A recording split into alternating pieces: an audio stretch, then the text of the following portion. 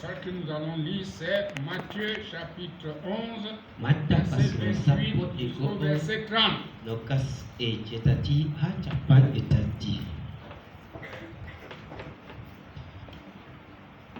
Et Matthieu chapitre 11, verset Mata pasro 28 sapo jusqu'au ego verset 30. lokas cetati hacapan Je tati. nous lis ça. Takut ya jangkana itu terga.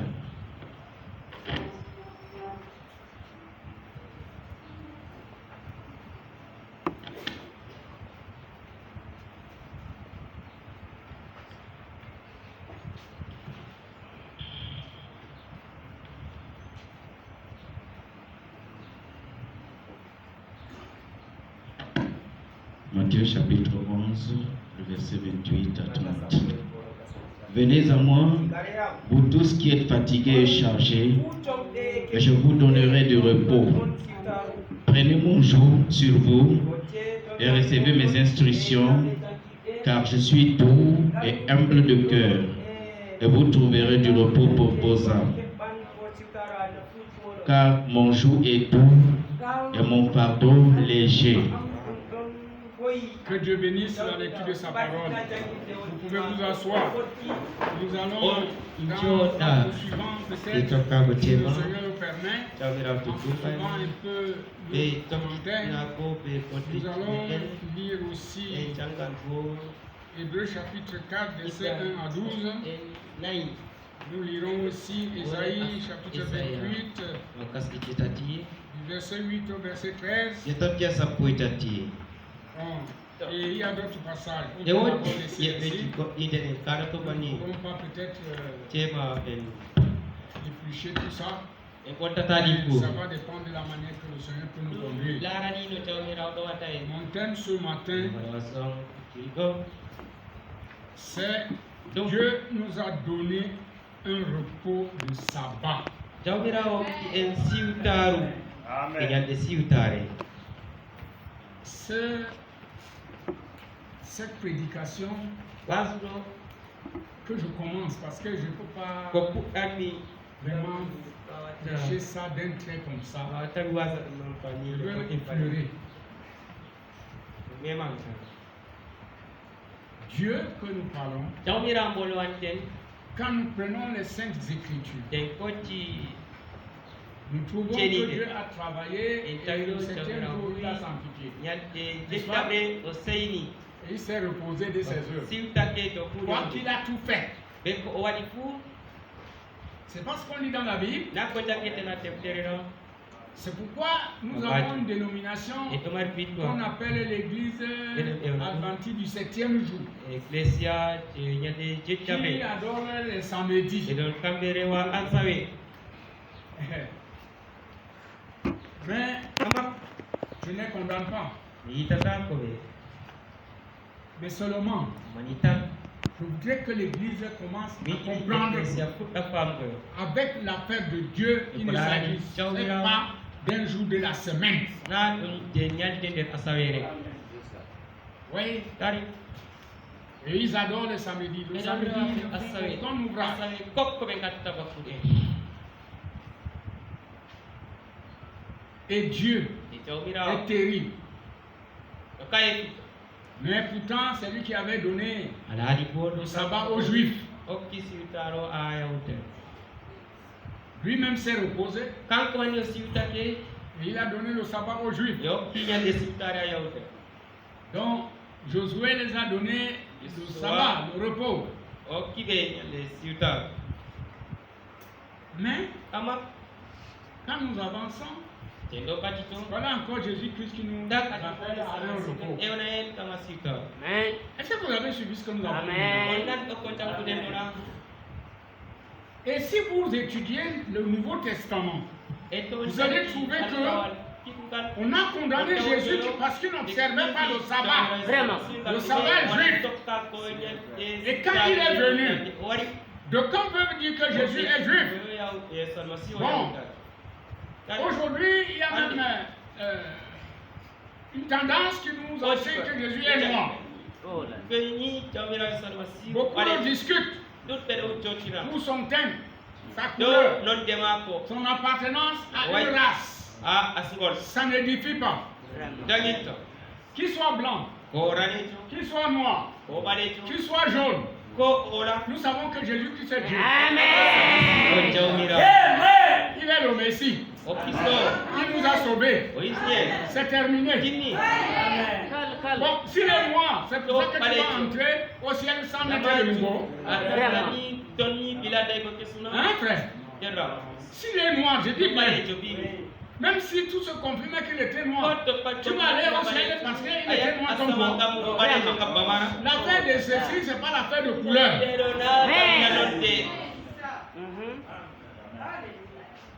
Parce que nous parlons des choses comme ça.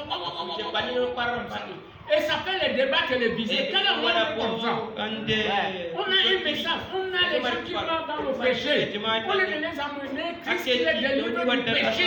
On passe le temps dans les télévisions pour les débats inutiles. Les gens débattent sur la polygamie. Oh, la polygamie, si on ne marie pas beaucoup de femmes, les femmes vont partir.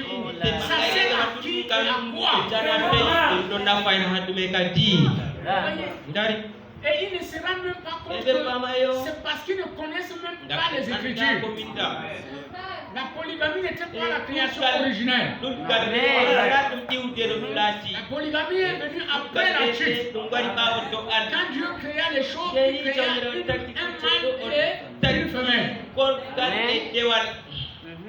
Et quand il va reprendre l'église, ça sera toujours un mâle et une femelle.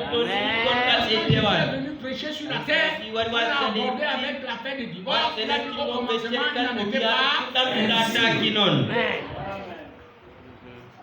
Et on donne des exemples, les anti-religieux là. Il dit David avait beaucoup de femmes. Vous connaissez ce que vous voulez typifier les femmes de David?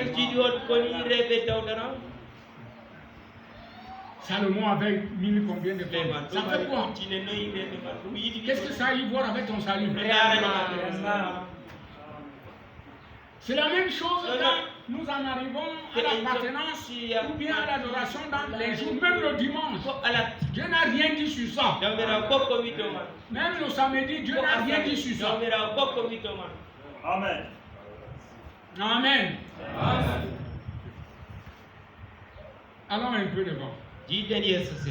Parce que je disais qu'on introduit ça. Je vais lire d'abord Hébreux chapitre 3.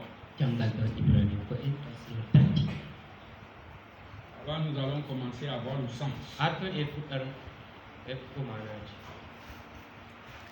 Hébreux chapitre 3.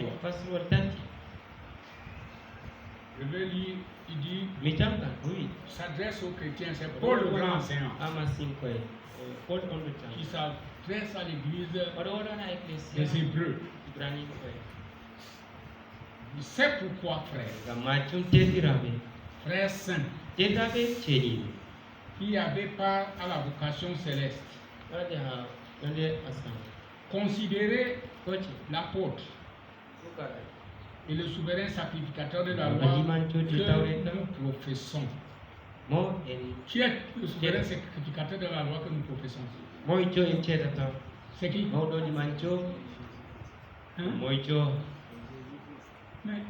C'est qui? Mais pour dire ça, c'est lui le souverain. Oh. Jésus qui a été fidèle à celui qui a établi comme le fut Moïse dans toute sa maison. Car il a été jugé digne d'une gloire autant supérieure à celle de Moïse que celui qui a construit une maison a plus d'honneur que la maison même. Hein, frère? Celui qui a construit une maison a plus d'honneur que la maison. Bien. Car chaque maison est construite par quelqu'un. Mais celui qui a construit toutes choses, c'est Dieu. Pour Moïse, il a été fidèle dans toute la maison de Dieu comme serviteur pour rendre témoignage de ce qui devait être annoncé. Mais Christ l'est comme Christ sur sa maison. Et sa maison, c'est qui? C'est nous. Mais vraiment, pourvu que nous retenions jusqu'à la fin la ferme confiance à l'espérance dont nous nous glorifions. La maison de Christ qu'il a construite, c'est nous. C'est pourquoi, selon ce que dit le Saint-Esprit, aujourd'hui, si vous entendez sa voix, n'endurcissez pas vos cœurs comme lors de la révolte, le jour de la tentation dans le désert, où vos pères me tentèrent pour m'éprouver et ils virent mes œuvres. Pendant 40 ans, aussi je fus irrité contre cette génération et je dis, ils ont toujours un cœur qui s'égare. Ils n'ont pas connu mes voies. Je jurai donc dans ma colère, ils n'entreront pas dans mon repos. Et ça c'est Paul qui parle comme ça. Et pourtant Dieu les avait donné le sabbat. Parce que j'aimerais qu'on suive d'abord ça bien. Quand on va entrer dans les commentaires là, personne ne peut se poser la question. Il s'agit de quoi? Suivez Paul. Prenez garde, frère. Que quelqu'un de vous n'ait un cœur mauvais. Est-ce qu'en allant le samedi à l'église adventiste, on n'a pas le cœur mauvais? Même en venant ici, vous n'avez pas le cœur mauvais. Et le Saint-Esprit nous dit de ne pas avoir un cœur mauvais. Je vous dis, Église, s'il y a une mauvaise chose, c'est d'avoir un mauvais cœur.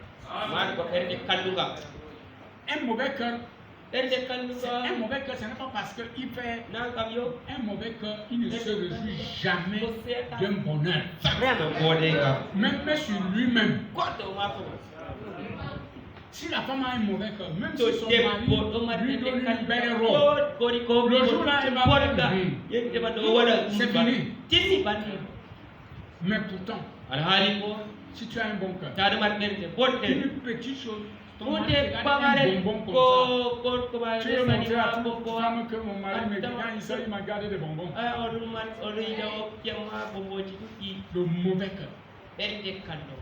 Oh frère. Et il dit un mauvais cœur, un cœur mauvais et incrédule. Au point de se détourner du Dieu vivant. Il n'a pas dit de se détourner du Dieu. Il a dit du Dieu vivant. C'est des mots qui ne sont pas gratuits. Il y a des dieux qui sont des idoles. Et il y a des dieux vivants. Quand il parle comme ça, il montre qu'il est vivant. Il ressuscite les morts. Il guérit les lépreux. Il relève les paralytiques. Il ouvre les yeux des aveugles. Il délivre la folie. Voilà le Dieu vivant. Il sauve les hommes. Tu étais une prostituée, l'évangile te prend, tu es une gentille dame. Et plus tard, tu deviens la femme d'un capitaine. C'est ça l'évangile. C'est ça le Dieu vivant. Ce n'est pas les règles morales. Il dit mais exhortez-vous les uns les autres chaque jour, aussi longtemps qu'on peut dire aujourd'hui. afin qu'aucun de vous ne s'endurcisse par la séduction du péché. Si nous sommes conscients, c'est le péché qui nous endurcit. Quand quelqu'un a déjà péché, tout ce qu'on prêche, il sait qu'on parle contre lui. Mais pourtant, c'est son péché qui l'endurcit. La preuve est que s'il se repent, normalement, et qu'il revient dans le bon sens, les mêmes choses quand on les prêche, il va dire Amen. Le péché fait que même la louange là, tu ne peux pas louer Dieu. Tu veux le faire, tu n'arrives pas. Continuons un peu.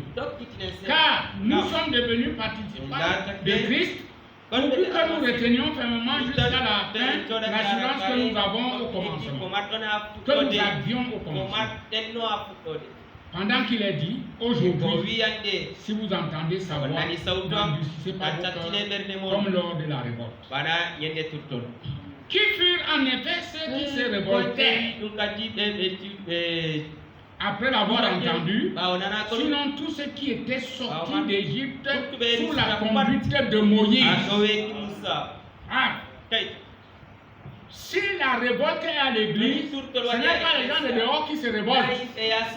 C'est ceux qui sont sortis par la publication de cet évangile.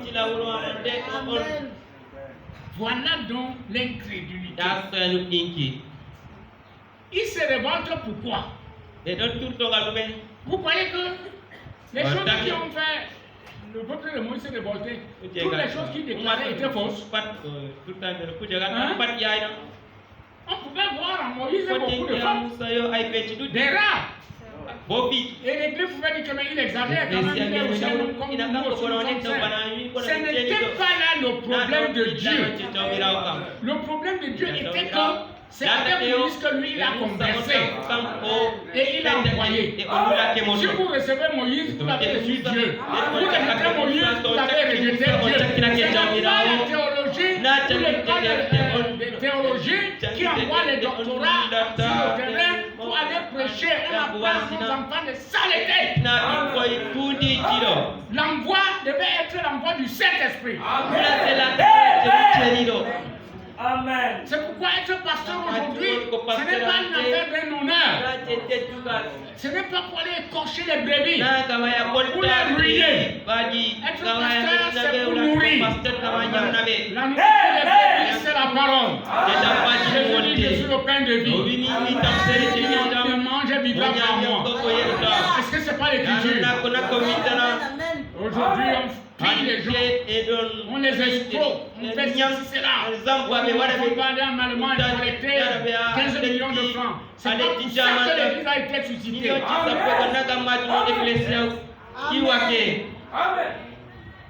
J'aime les chants que vous avez chantés.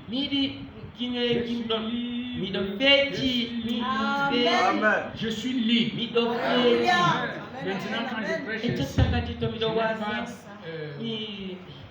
parler que nous n'aidons pas, nous n'intervenons pas.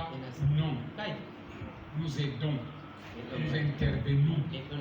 Nous prenons soin des membres de notre église. Mais il y a un code pour ça. Il y a une manière biblique de le faire. C'est avec raison qu'on doit dire Amen.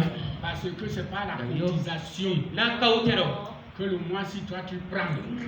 L'autre prend. Je ne suis même pas d'ailleurs en faveur des cotisations. C'est les centres de tourment. Tu es chrétien ici ce matin, tu es dans les associations de cotisation, tu vas pleurer. Tu vas cotiser ton jour, on ne va pas cotiser. On va te dire notre parti en si l'argent là ne vous sert à rien, amenez ça.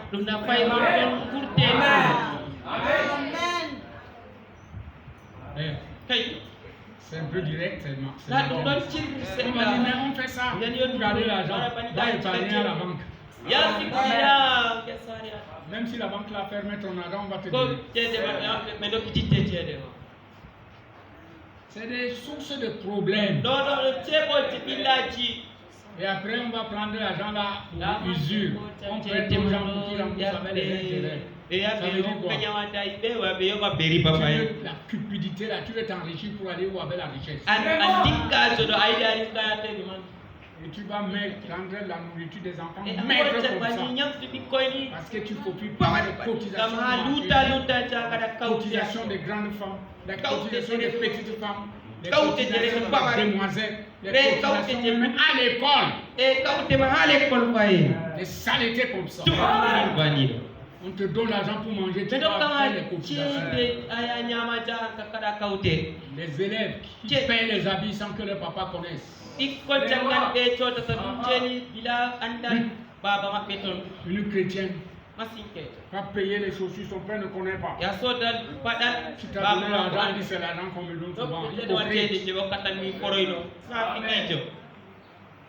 Je suis ton père. Tu as l'argent pour manger à l'école. Tu économises pour aller payer les chaussures.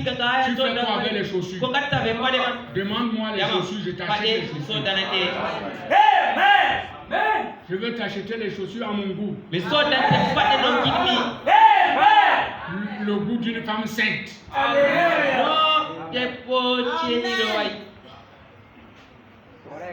Hein? Les femmes n'aiment pas l'évangile qui est comme ça. Les filles surtout. Le vieux là nous dérange. Quand vous allez me rencontrer au jugement, je ne vous dérangerai plus. Marois sera jugé par moi. Parce que j'ai prêché déjà Marois 38 ans. Les livres qui seront ouverts. Et les juges, ça sera le bout. Tant mieux si vous ne voulez pas croire ça. Vos révélations vous ont montré quoi? Dieu va passer le temps. Il va envoyer un Marois. Il est ici pour juger Marois. Jamais. Ça. Il y a les juges de Marois. Amen. Amen. Amen.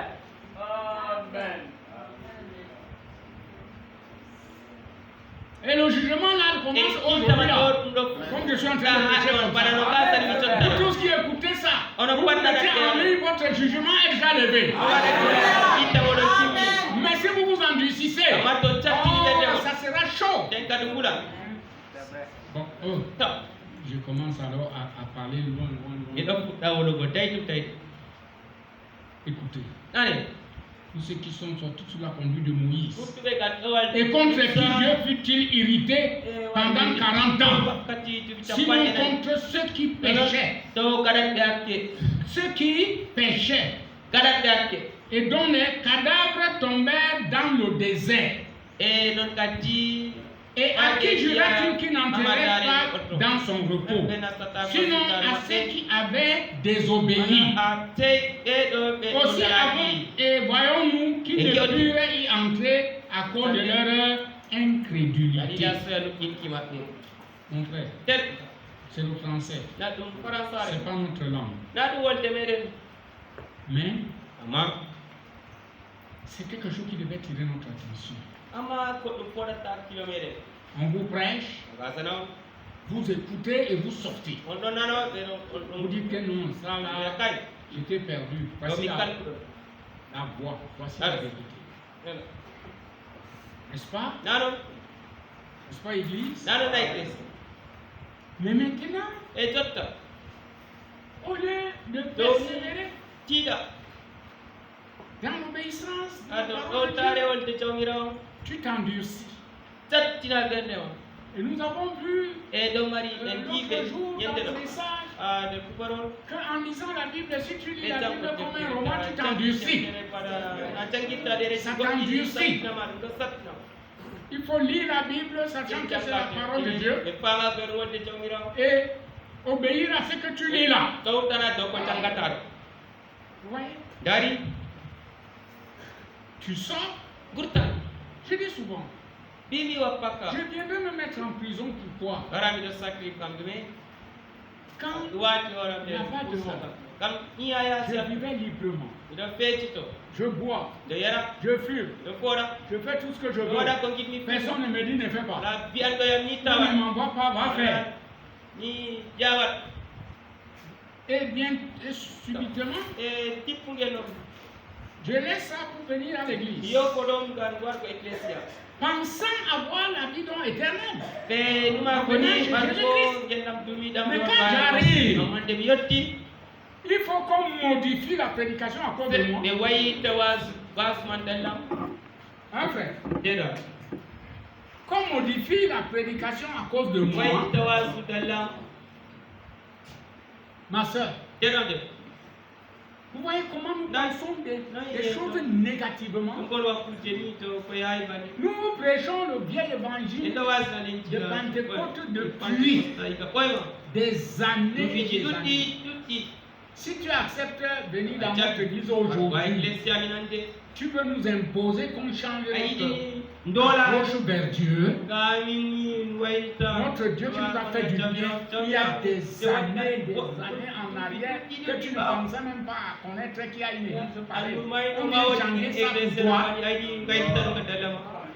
Depuis là-bas, quand on a reçu le Saint-Esprit là, tu étais là. Non, c'est l'orgueil. C'est parce que on voit les églises partout. C'est bien, les églises sont partout, mais le ciel n'est pas partout.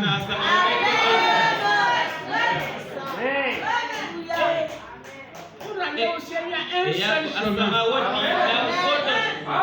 Jésus-Christ est le chemin. Il est la vérité. Et il est la vie. Il y a le chemin, la vérité, c'est cette parole. Et la vie, c'est la qualité de vie de la parole. La vie de Dieu.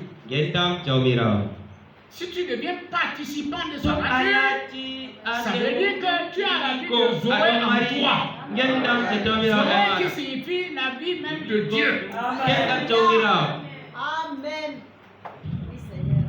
Vous voyez donc pourquoi souvent les raisonnements et les pensées veulent détruire quelqu'un.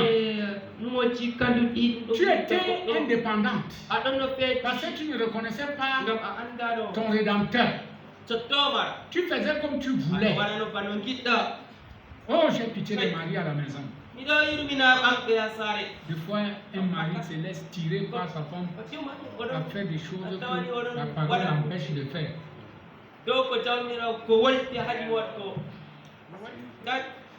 Non, ne fais pas ça. C'est pourquoi j'exhorte les maris, surtout les jeunes mariés là. Frère, vous les jeunes, vous mariez, venez toujours anciens. Donne-nous l'expérience. On veut vivre. Moi, je veux vivre. On va vous montrer comment on vit avec sa femme. Je tire l'attention de l'Église.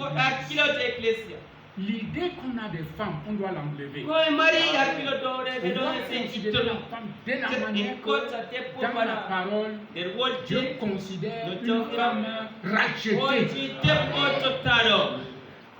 Et ça, on ne peut pas prêcher ça ici. On lance comme ça. C'est la leçon qu'on lance. Celui que sa mort, il vient là-bas. Il s'assoit. Vous voyez, on parle de ces choses. Pourquoi? Parce que si vous voyez comment Dieu rejette une femme, vous regrettez d'être une femme.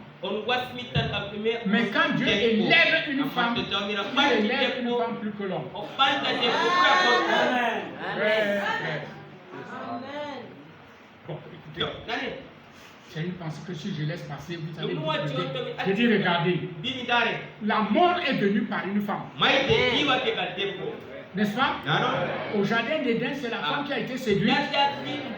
Et la mort est entrée. N'est-ce pas? Dieu voit bien que c'est elle. Mais quand Dieu veut ramener la vie, c'est pas la femme. Jésus est né d'une femme.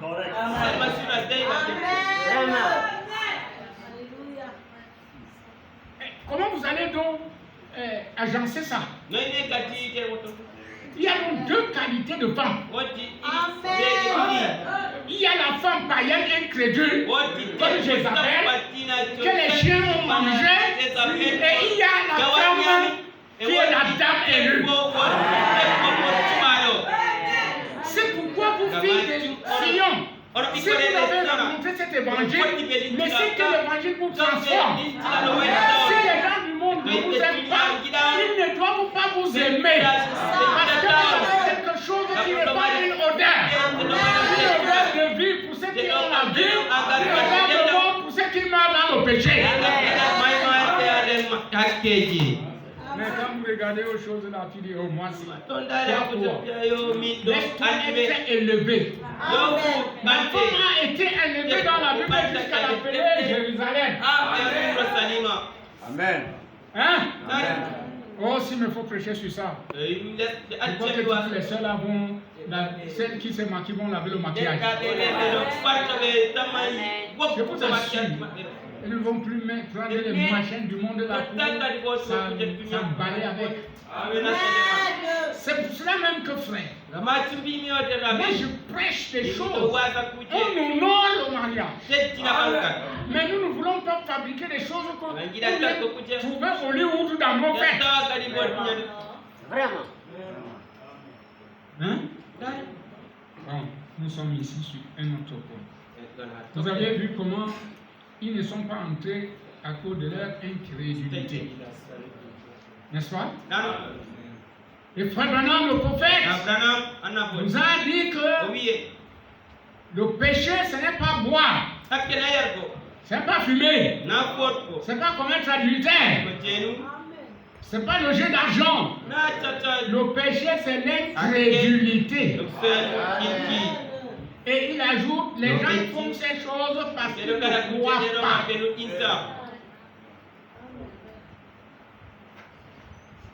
Vous voyez? Je veux un peu vous rafraîchir. Je suis ici dans le message du prophète Branham, le Fils de Dieu manifesté, qui a prêché en 1960. À Jeffersonville. Il dit, regardez dans Hébreu 4. Je n'ai pas encore touché Hébreu 4. Moi j'ai lu Hébreu 3. Dans Hébreu 4, si on a le temps, on va le lire.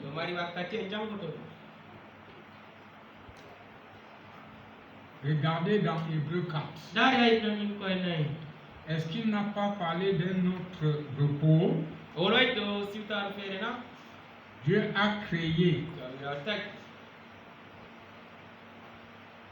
le septième jour et leur a donné le repos le septième jour.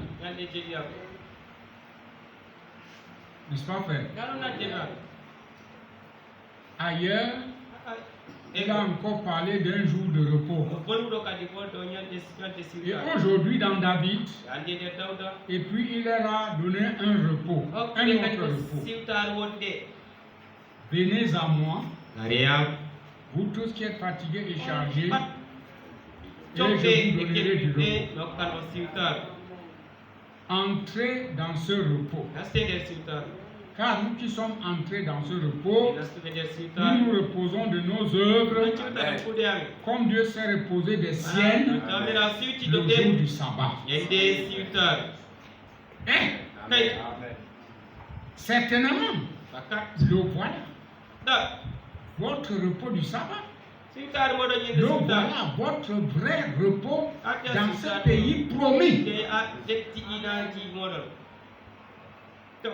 Si nous nous limitons à ça, nous n'avons encore rien compris. Je continue. Le Saint-Esprit est une promesse qui appartient aux gens. Amen. Pourquoi donc veulent-ils avoir des prédicateurs instruits, érudits, qui les laisse porter des shorts, se couper les cheveux, mettre du rouge à lèvres, et les hommes qui jouent à des jeux d'argent, qui boivent de la bière, qui racontent des histoires drôles et qui continuent comme ça, qui font n'importe quoi et qui se disent membres d'église. Vous croyez qu'un homme qui vit comme ça est dans le repos de Dieu?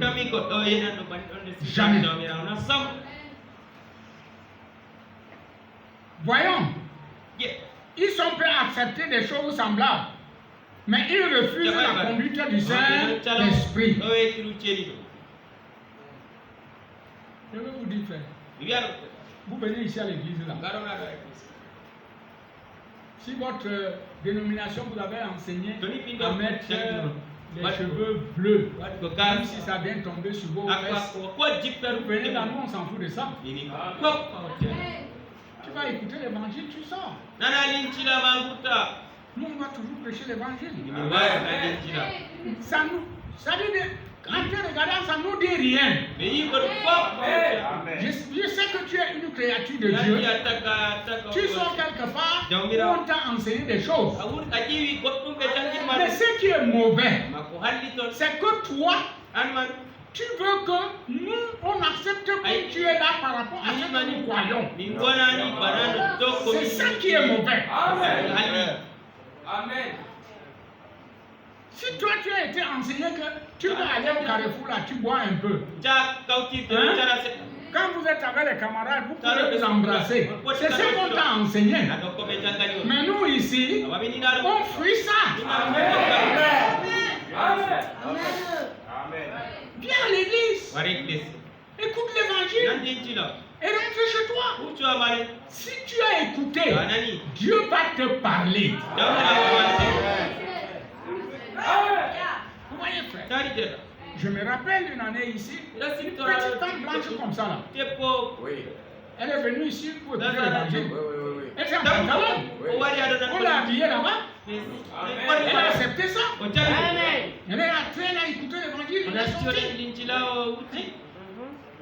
Un jour, laissez-moi encore aller loin. Frère Branham, une femme est entrée à l'église. Elle était presque la poitrine dehors. Elle dit non, tu vas écouter, il a pris son veston. Mets ce veston pour que tu m'écoutes. Nous ne venons pas ici pour qu'on nous montre les poitrines des femmes. Nous ne venons pas ici pour nous montrer les fesses des femmes. Nous venons ici pour qu'on nous montre la beauté des femmes. Nous venons ici pour voir la beauté de Jésus-Christ. La résurrection. Alléluia.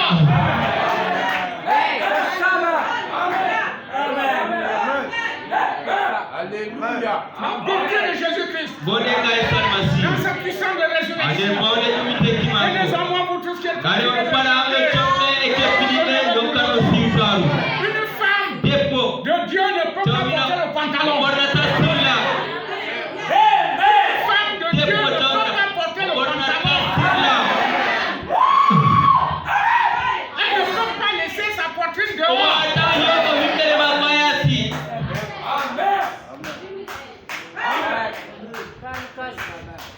Quand les gens sont devenus faibles, frère, ils raisonnent en tout. Ça, c'est des choses à raisonner sur ça, frère. Est-ce que Dieu regarde à ça? Dieu regarde à ce qu'il a dit. Et Dieu s'attend à ce que quand je me tiens ici, je dois dire ça comme ça. Et c'est à partir de ça que Dieu sauve les gens. Ton cœur bat un peu. Quand tu rentres, tu vas détruire les pantalons là, tu jettes.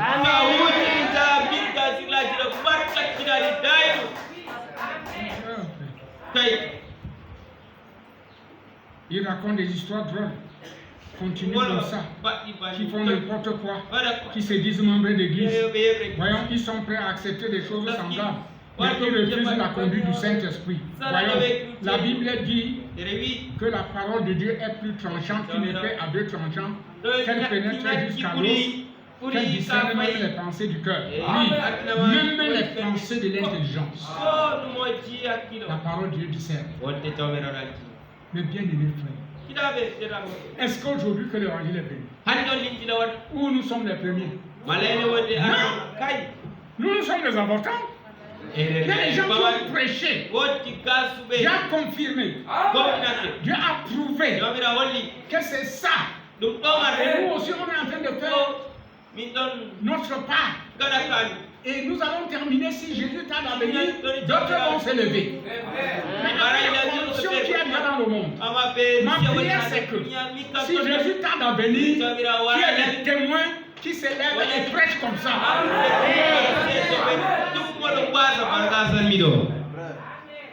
Oui. La parole de Dieu donc discerne les parties. Je vais aborder une chose. Je vais directement avec le prophète. Dans les questions-réponses sur la Genèse de 1953, j'ai fait son bill. Oui, non. Parlez quelque chose. Suivez ça. Lorsqu'il changea la loi, il met plus qui Dieu. Il changea la loi de la loi à la grâce.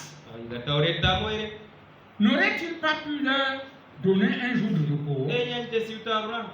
Un jour de repos, un certain jour, mais il n'a jamais rien dit concernant le sabbat. Il n'a jamais rien dit au sujet du dimanche. Il n'a jamais rien dit au sujet de samedi. Mais voici ce qu'il dit. Ce que Paul dit. Observez maintenant. Le 9e verset. Il reste donc un repos sabbatique pour le peuple de Dieu. C'est aujourd'hui. Il reste un repos sabbatique pour le peuple de Dieu. Car celui, vous et moi, qui est entré dans ce repos, le repos de Jésus, il dit, venez à moi, qui travaillez et êtes fatigués, je vous donnerai le repos. Celui, vous et moi, s'est reposé de ses œuvres comme Dieu s'est reposé des siennes au commencement. Ça, c'est un appel individuel. Ici, il n'y a pas l'observation d'un jour. Mais c'est un appel individuel. Une fois que tu réponds à cet appel et que tu entres dans ce repos que Jésus donne, il dit que comme Dieu s'est reposé de ses œuvres, toi aussi tu te reposes de ton travail.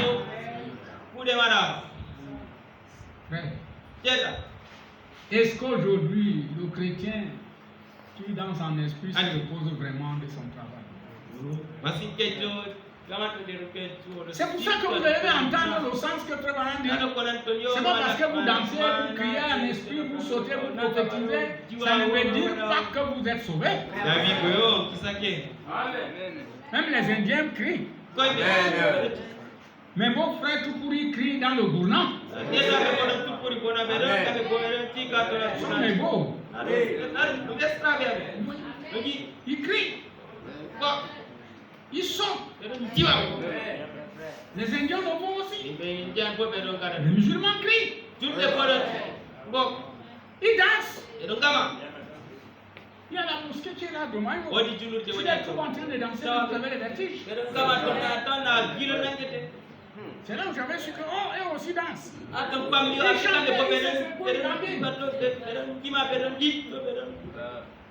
C'est pas ça la preuve. Même ici, nous avons des frères, des sœurs qui dansent. Le Saint-Esprit aussi danse. Amen. Mais le problème est que si tu es entré dans le repos que Jésus donne, tu ne travailles plus. Le travail ici, ce n'est pas aller au bureau. Ce n'est pas gagner ton argent, non. Le travail ici, c'est que le problème du péché est barré. Amen. Amen. Seigneur. Amen. Ça, c'est ça ce qu'il nous faut. C'est ça notre délivrance. Si Jésus ne nous avait pas donné ce repos-là, on serait plus malheureux de suivre quelqu'un, un séducteur comme ça. Mais mon Jésus n'est pas séducteur. Il a fait une chose qui a fermé les yeux des sages et des intelligents. Il a donné un enfant qui veut apprendre. Si vous venez, vous regardez un enfant qui veut apprendre, Dieu va vous enseigner. Et vous allez être affranchis. Vous vivrez. Écoutez. Frère Branham, pourquoi je reviens sur cela? Il y a un problème avec le mariage. Frère Branham a eu 2 mariages. Un enfant d'un riche, un grand. Et une fille aussi qui sortit d'une grande famille. Ils sont partis vivre dans une grande ville. Et l'autre foyer, c'était un enfant qui n'avait pas grand-chose. C'était sa petite femme aussi. Mais les 2 gens-là s'aimaient. Alors un jour, le pasteur, le prophète Branham a fait le pastorat. Amen. Il est parti doucement. Il est arrivé chez le riche là. Il a trouvé que les chaises dansaient à la maison. Il a regardé. Tu l'as embrassé comme ça, pourquoi? C'est la famille. À l'église, mais il vit comme des cochons. Partait dans des boîtes, allait danser.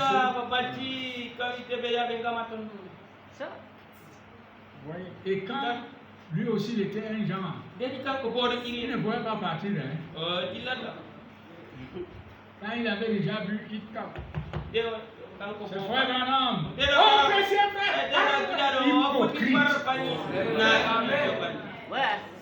Ça, c'est de l'hypocrisie. Tu es en train de lutter, tu entends le pasteur qui dit oh, pasteur, bon arrivée. Vous voyez donc qu'aller à l'église ne suffit pas. Nous prenons l'autre cas. Il quitte encore, il part chez l'autre. Le gars là, sa table c'était une caisse. Il avait fait une petite caisse. Il avait ces 2 petites chaises là. Il travaillait. Il gagnait quelques sous par semaine. Alors, quand il a pris son petit sou, oh là là. Il prend sa chérie. Il s'assait. Il versait son petit sou qu'il a gagné. On comptait ça ensemble. Voilà ceci, voilà ceci, voilà ceci. Il dit à sa femme que j'ai vu une petite robe là-bas. Vraiment, je voulais que tu portes ça. Il dit, tu t'en dis pourquoi? J'ai une robe. Il dit, mais je veux quand même que tu portes ça. C'était très doux. Très doux. Je fais ces 8 petits. Vous voyez, frère, quand il est entré, lui-même, quand vous avez un foyer comme ça, qu'est-ce que vous allez penser? Est-ce qu'ils ne sont pas dans le repos? Je veux vous dire une chose. Mes enfants, le mariage n'est pas un fardeau. Le mariage vous fait aussi entrer dans un repos. Tout dépend de la manière que vous l'avez positionné. Si tu prends cette fille, sachant qu'elle se repose, toi tu te reposes, ton attitude sera différente. Pas les gens qui mettent de l'argent dans les chaussettes. Et il va à l'église.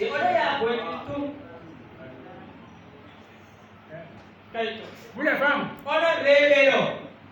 je vous donne un avertissement. Si vous ne voulez pas que le mari là s'enflamme, ne parlez rien contre sa famille. Et je passe. Mon fils là vient aller voir avec. Si j'entraîne là, on va lancer les calibres.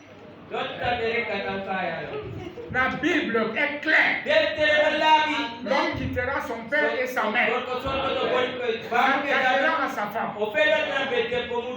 Amen. Les deux deviendront quatre frères. Les deux deviendront trois chefs. Non, les deux deviendront deux chefs. Tout ça c'est non. Ça veut dire que l'homme quittera son père et sa mère, s'attachera à sa femme, et les deux deviendront une chair. 1 plus 1 égale 1.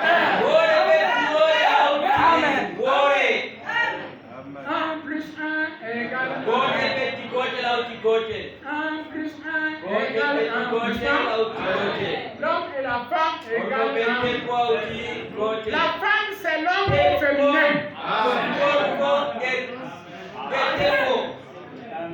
Amen. Vous dites amen. Quelque chose de dur comme ça, vous dites amen. Quelque chose de dur comme ça, vous dites amen. Parce que c'est dur. Hein. On parle ici que Dieu nous a donné un repos. C'est ça que nous sommes en train de parler. Je ne veux pas qu'après avoir reçu cette instruction, on continue à souffrir, à gémir, pendant que Dieu nous a déjà donné le repos. Hein? Frère, continuons.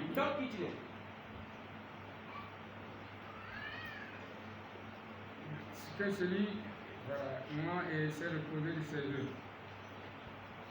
Voilà votre savoir. Est-ce vrai? Appliquons-nous donc, voilà ce que Paul dit.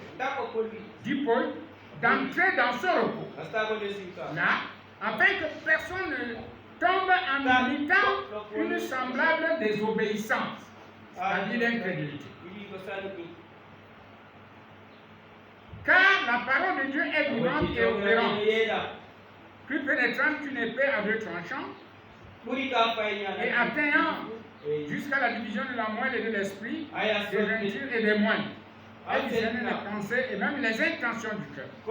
Il n'y a personne, n'est-ce pas? Il n'y a aucune créature qui soit cachée devant lui, mais toutes choses sont nues et découvertes aux yeux de celui à qui nous avons affaire. Vous voyez? Nous avons affaire à quelqu'un. À la parole, c'est Dieu. C'est Jésus-Christ au commencement était la parole était avec Dieu, et la parole était Dieu. On dit toujours ça, la parole. Mais exactement la parole c'est quoi? Nous savons que la parole est une pensée exprimée. Quelque chose qui est en moi, si je ne parle pas, vous n'allez pas entendre ça. Mais Dieu a exprimé ses pensées. Voilà pourquoi la parole de Dieu vient au prophète. Le prophète est une construction particulière. Parce que Dieu a fermé toutes les issues de telle manière que quand il parle ce que Dieu lui dit. Ce n'est pas le don de prophétie que nous avons à l'église. À l'église, si tu donnes une prophétie, les gens d'expérience vont juger ça. Mais avec le prophète, on ne juge pas la parole d'un prophète. Il a dit, c'est aussi dit le Seigneur, c'est point terminé. Quand Esaïe a dit une vierge enfantera, il y a dans notre tradition une jeune fille enfantera. Tu peux être jeune fille sans être vierge. Amen. Hein? Amen. C'est pourquoi nous n'avons pas besoin d'une nouvelle tradition de la Bible. Nous avons besoin du Saint-Esprit qui nous conduit dans la parole. Amen. Esaïe avait dit, Esaïe chapitre 7, verset 14, une vierge enfantera. Est-ce qu'une vierge a enfanté? Oui. C'est une parole confirmée. Aujourd'hui, beaucoup même nient. Beaucoup nient ça. Je vous dis, les protestants ne croient pas ça. Ils récitent ça, mais ils ne croient pas. Vous ne pouvez pas croire qu'une vierge a donné l'enfant qui nous était promis. Et vous rencontrez cet enfant. Ce bébé Dieu-là, et vous me dites que vous restez encore dans l'esclavage, ça ne peut pas se faire. Vous sortez de l'esclavage du péché. Le péché, c'est l'incrédulité. Hébreux chapitre 4, prédication. J'ai fait son 1857. Qu'est-ce que le repos? Maintenant, nous entrons dans le grand travail. Si vous avez l'entendement, vous allez saisir. Qu'est-ce que le repos? Quand le repos est-il venu? Lorsque des hommes ont parlé des langues étrangères et ont eu des lèvres balbutiantes. Des lèvres balbutiantes. Ils n'exprimaient rien, mais ils balbutiaient. Quand cela s'est-il produit? À la Pentecôte. Lorsque le Saint-Esprit est venu, voilà le repos. Mais c'est d'où ici? Voilà le repos. Le Saint-Esprit, Jésus a dit, venez en moi, vous tous qui êtes fatigués et chargés, et je vous donnerai de l'eau. Je vous donnerai la vie éternelle. Zoé. Amen. La vie même de Dieu. Qu'est-ce? Dieu viendra en vous et sera une partie de vous. Il vous donnera une naissance. Il fera de vous un fils ou une fille. Il dit Dieu viendra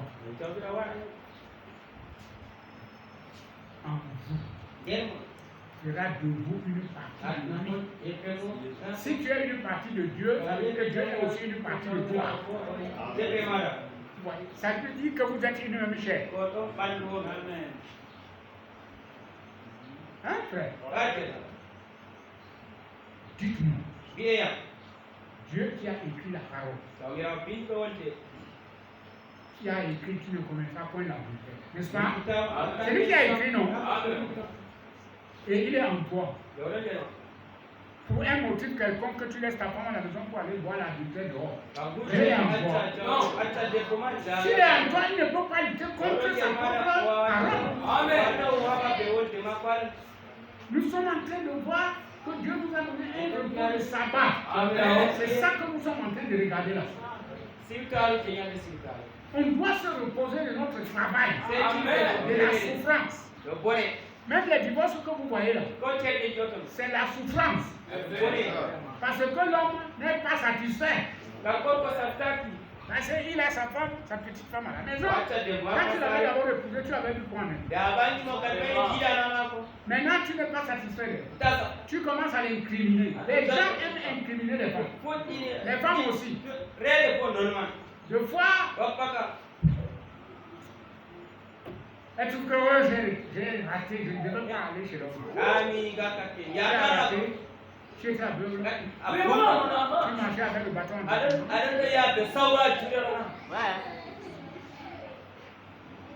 Vous voyez, frère? Le problème d'insatisfaction là, c'est un bidet qui manque. Nous-mêmes, l'église n'est pas satisfaite. La satisfaction de l'église pourrait venir en ce qu'on les laisse faire comme ils veulent. Là, ils seront satisfaits. C'est impossible. Ça ne se fera jamais. Amen. Notre satisfaction devrait venir de la parole que nous écoutons. Elle nous libère. C'est l'eau du rocher. Ça étanche la soif. Amen. Ça fait tendre les feuilles qui sont devenues des piquants. L'eau fait détendre les feuilles sèches là. Amen. Ouais. Mais la satisfaction là, quand un homme ne vous aime plus, il va sortir toutes sortes de crimes contre vous. Quand il t'aimait avant, Non. C'est seulement un pasteur comme lui. C'est un frère gentil. Dieu l'utilise. Quand il te parle, tu as le goût de l'écouter. C'est parce qu'il t'aime encore. Demain, ça va changer. Hein? Quand tu vas réprimander le frère là, que bon frère, mais pourquoi tu es comme ça? Moi, je ne t'ai pas enseigné comme ça. Mais tu crois que nous devons être comme ça? Moi, Dieu m'a appelé d'une manière spéciale. S'il y a eu un appel dans la parole, tu es appelé, ça sera comme dans la parole. Amen. Amen. On a un langage. C'est pour cette fausse révélation que l'Église ne peut être satisfaite. Hein? Nous avons quelqu'un. Dieu nous dit, mon frère, toi, il prend un esclave, il dit, bon, on va parler pour nous. Et il parlait, vous croyez, vous venez. Mais non. Vous pensez que Dieu va laisser celui-là, il t'honore toi. C'est toi à honorer même celui-là. Tu dis, si ce que je suis aujourd'hui, c'est grâce à Dieu. C'est comme une fois dans l'Angélé que Dieu est juste. Je peux prêcher, je peux faire tout ce que je fais là. Et il me dit, bon, merci, Branham, tu as fait ton mieux. Mais quand même, tu mérites d'aller à mon père. Il dira que Dieu est juste. Alors, il revient, parce que ça c'est limité quelque chose. Il revient en arrière. Il dit alors, si le même esprit qui est en moi là demeure, ne peut pas